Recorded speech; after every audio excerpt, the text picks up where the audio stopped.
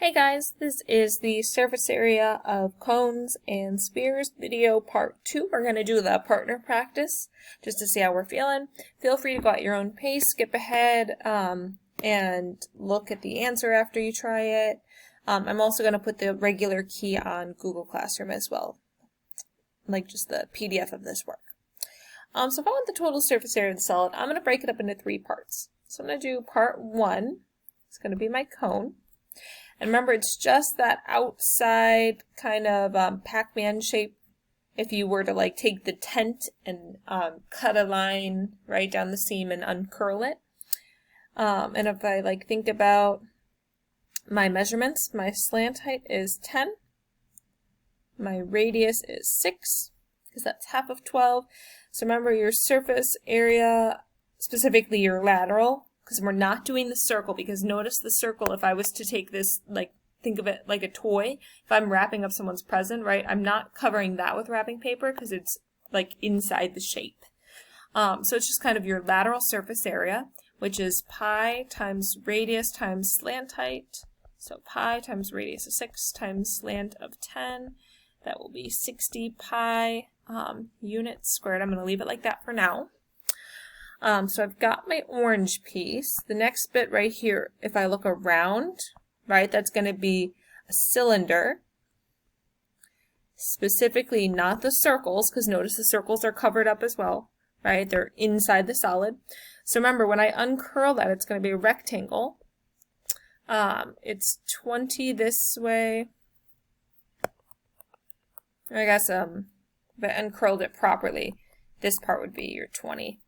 And then the bottom would be your circumference, which is 2 times pi times radius, which is going to be 2 times pi times radius of 6, so 12 pi. Your area is going to be your base of 12 pi times your height of 20. Real quick on my calculator, 12 times 20 is going to be 240. Oh, I didn't really actually need to do that on my calculator. Notice, like, if you do 12 times 2, it's 24, and then you just tack on a 0.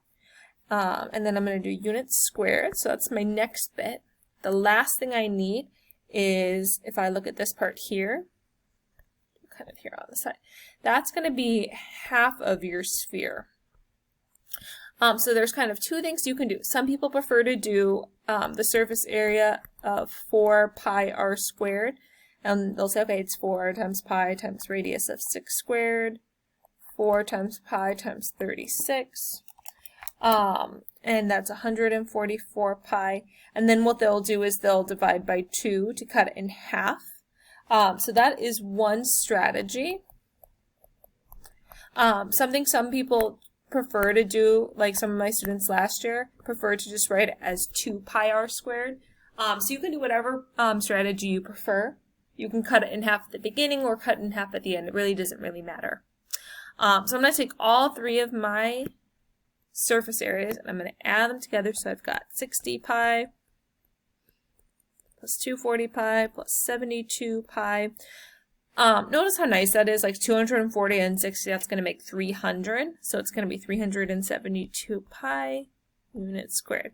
So once again, please leave your answers in terms of pi. It's a lot easier at the very end to write it just like that. This next one kind of reminds me of a house. So you guys can kind of start picturing why breaking it down into the surface area of smaller shapes is a little bit easier. Now this one, I don't see any cones and I don't see any spheres. It looks like it's going to be kind of our older shape. So if I want the surface area, if I'm wrapping this or painting this or covering it in some way, it looks like I've got a rectangular prism.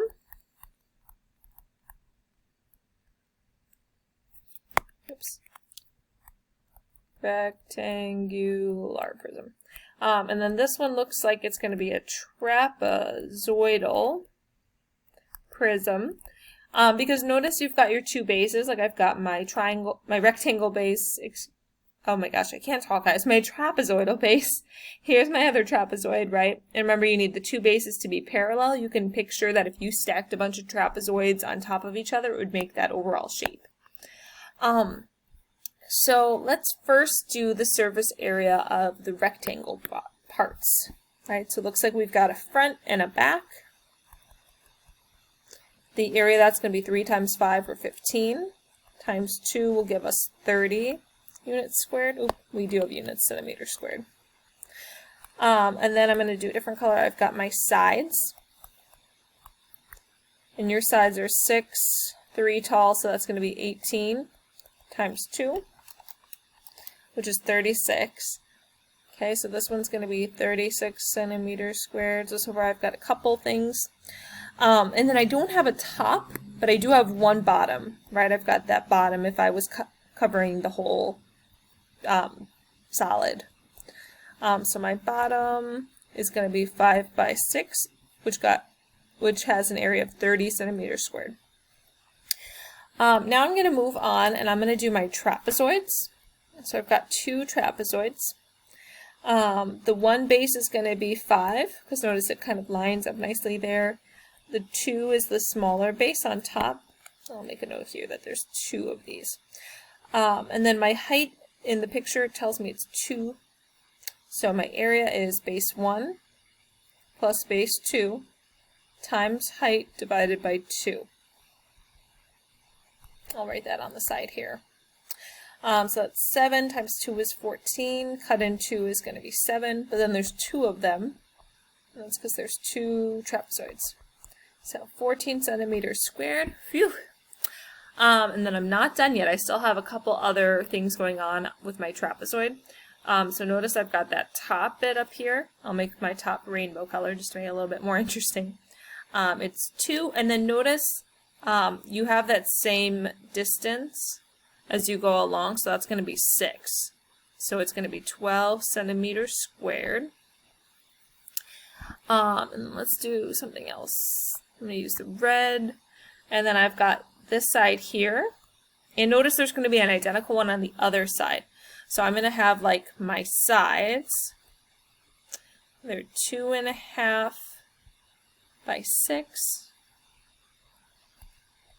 2.5 times 6, it's going to be 15, and then double that, 15 times 2 is 30 centimeters squared. So that's everything, I believe. So if I add them all up together, I'm going to make a list over here. I've got my 14 plus my 12 plus my 30. Those are my 3 from the left side. I'm going to add that to my 30, my 36, and my 30, which are all my numbers on the right side. Looks like, according to my calculator, 152 centimeters squared. If I made any small mistakes along the way, there's a lot of stuff going on, so make sure you just pay attention to the process in case I make any small mistakes. Process is the biggest thing with these kind of problems.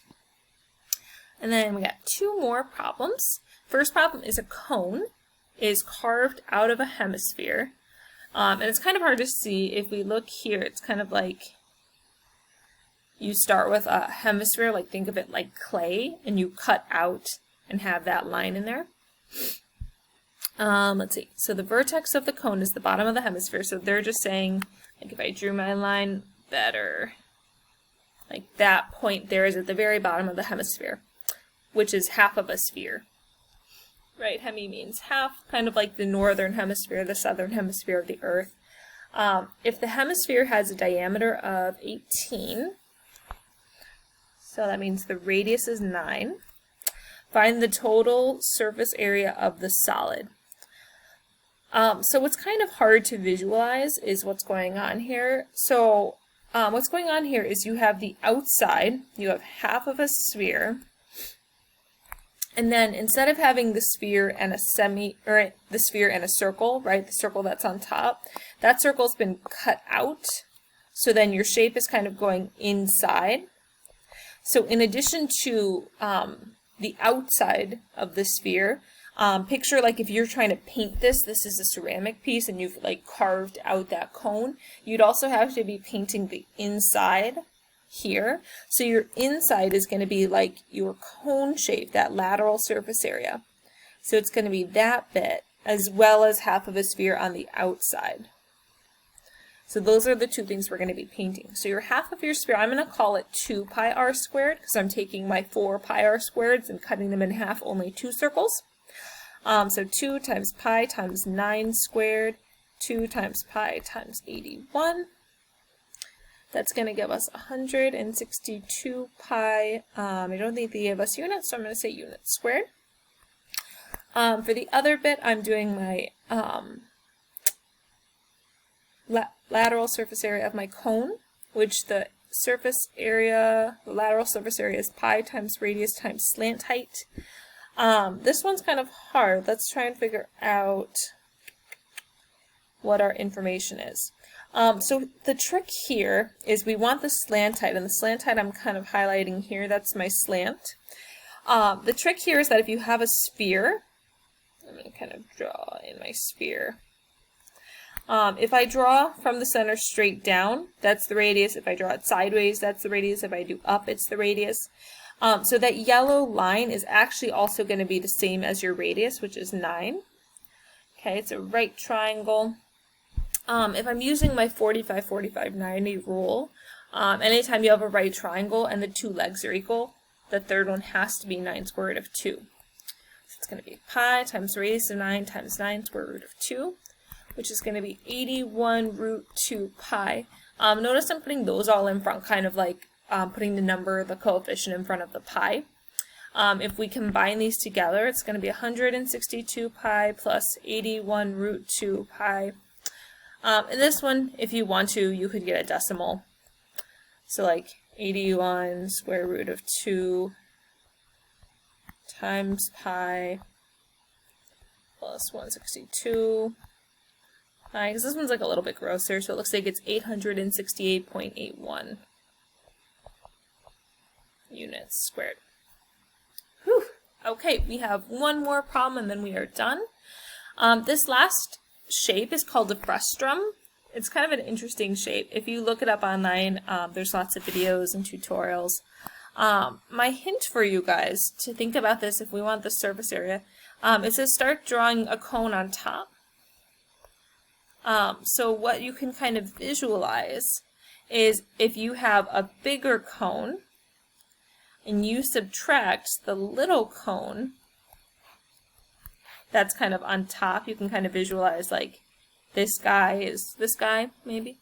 And then what you'll get left is going to be called the frustrum, and it's kind of like that shape.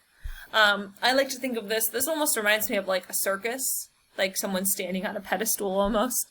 So we're going to have to do 2 cone, and we're going to only be doing the lateral surface area, right? Kind of that Pac-Man shape. So we're going to do that, and then we're also going to have to look at the circles on top and bottom at the very end. But if I do the lateral surface area for my big cone, let's see. My information that they gave me is that this is 5 tall. They gave me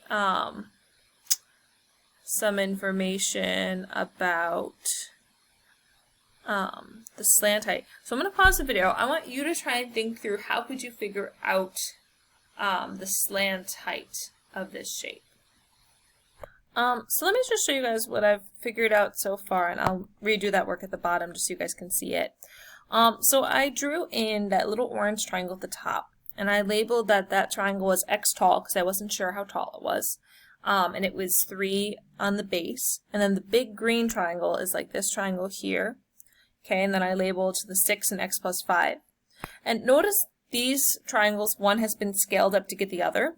So you could say that X times 2, because the trick is times 2 to scale up, is equal to X plus 5. When you solve, you get 2X is equal to X plus 5. Which means that X is equal to 5. So you can put that X is 5. I'm going to pause the video. I'm going to finish out the work, and then I'm going to unpause it because I'm running out of time for my recording.